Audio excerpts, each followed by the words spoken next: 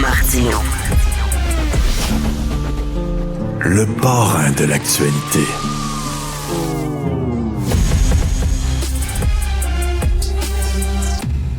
Alors, le journaliste réalisateur Simon Coutu, il m'impressionne, c'est hallucinant, c'est une vraie machine, lui-là. Alors, il écrit des textes dans l'actualité, il fait des vidéos-reportages pour Radio-Canada, pour nous autres, il a travaillé pour Le Parloir, tu sais, il n'arrête pas, il a tout le temps 5-6 projets en même temps.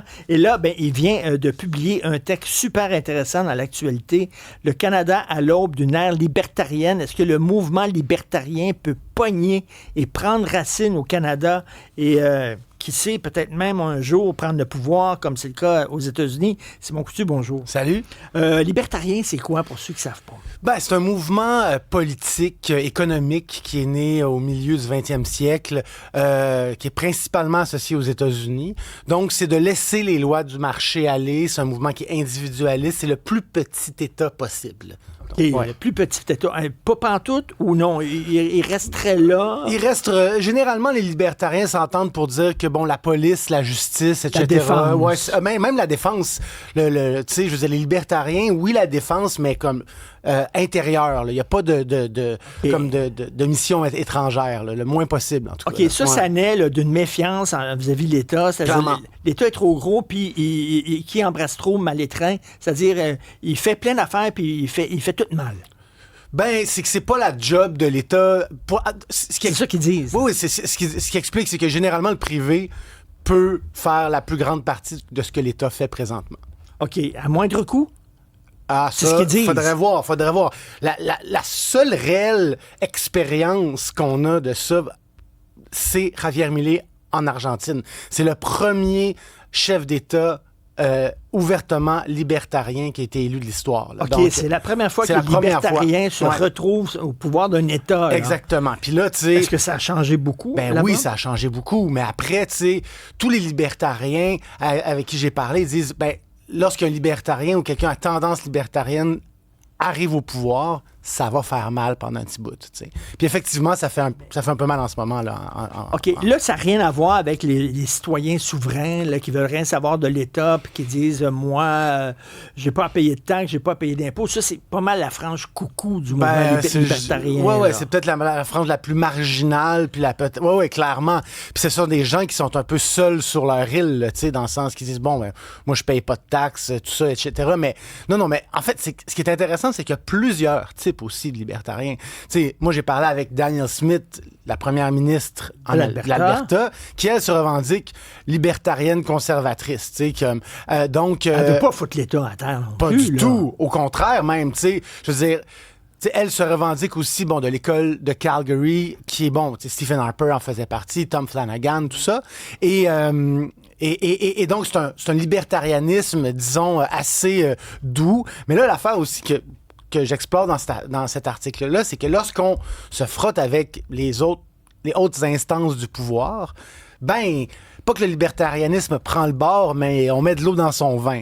Donc, tu sais, si on regarde les politiques de Danielle Smith en ce moment, c'est loin d'être libertarien pur. Là. Ben oui. D'ailleurs, au Canada, tu dis le Canada à l'aube d'une ère libertarienne, ça semble un peu de la science-fiction parce que, tu sais, le Canada, là, c'est pas mal plus à gauche qu'aux États-Unis, là, puis l'État, quand même, puis le gouvernement, là, on t'entend pas souvent les Canadiens en disant « sacrez-moi ça dehors ». Non, mais bon, tu sais, l'idée de cet article-là est venue lorsque on était pas mal certain que Pierre Poilievre serait élu aux dernières élections.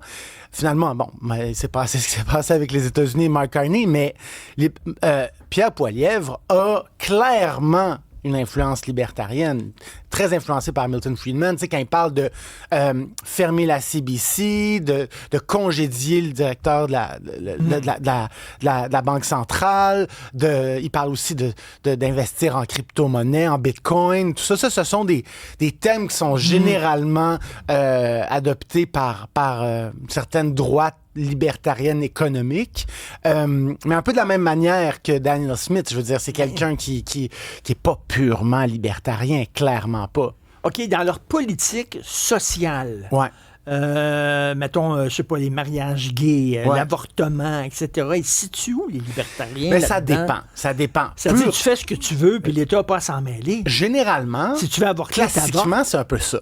Puis si tu veux te marier avec un autre gars, tu te maries avec un autre gars, puis l'État n'a pas d'affaire dans ta chambre à coucher. Exactement. Oui, parce que... C'est pour ça que Trump n'est pas vraiment libertarien. Trump n'est pas libertarien. L'État soit partout.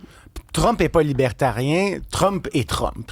On s'entend là-dessus, mais par contre, Elon Musk, lui, clairement, se revendique d'un certain libertarianisme, ou même au temps de sa plateforme X, c'est le free-for-all là-dessus. Donc oui, lui avait clairement, puis le DOGE, le département de l'efficacité gouvernementale, ça, c'était des mesures qui étaient assez libertariennes. Donc, c'est pas l'extrême droite, les libertariens, parce qu'ils seraient contre l'avortement, contre les mariages gays. Ben, c'est l'extrême droite, puis pas, quand on parle d'extrême droite, je parle pas de nazis, etc. Là, je parle du spectre politique, là. Puis t'as les libertariens qui sont complètement à droite, puis t'as les anarchistes qui sont complètement à gauche, puis ils finissent par se rassembler. Exactement. C'est le fer à cheval, là. Oui, mais certains libertariens se considèrent comme anarcho-capitalistes, donc la nuance est assez fine. Mais donc... Est-ce que ça peut prendre racine au Canada? Ben, c'est très difficile, dans le sens... Je pense que, ne serait-ce que notre mode de scrutin qui fait assez mal à ces groupes plus marginaux-là. Oui. Par exemple... Bon, on le voit avec Éric Duhaime. Ben, c'est ce que j'allais dire. Éric Duhaime, qui faisait partie du premier groupe de noyau, le premier noyau de gens qui se revendiquaient libertariens ou Québec en 95, ça s'appelait Les Ennemis de la Liberté. Il y avait Martin Masse, Michel Kelly-Gagnon, Éric Duhaime, et ces gens-là, bon, ils étaient 5. Et Éric Duhaime, encore aujourd'hui, a quand même une certaine... C'est le seul qui présente une vision, rapetissée de l'État, entre guillemets. Oui, mais écoute, j'ai eu une discussion à un moment donné privée, pas devant micro, avec Éric Duhaime. Ouais. Tu sais, Éric est gay, là, il est homosexuel. Oui. Là. Puis lui, il dit, là, regarde, là, si, mettons, un commerçant, il veut pas servir des gays, ben, c'est de ses affaires. C'est son commerce. C'est de ses affaires.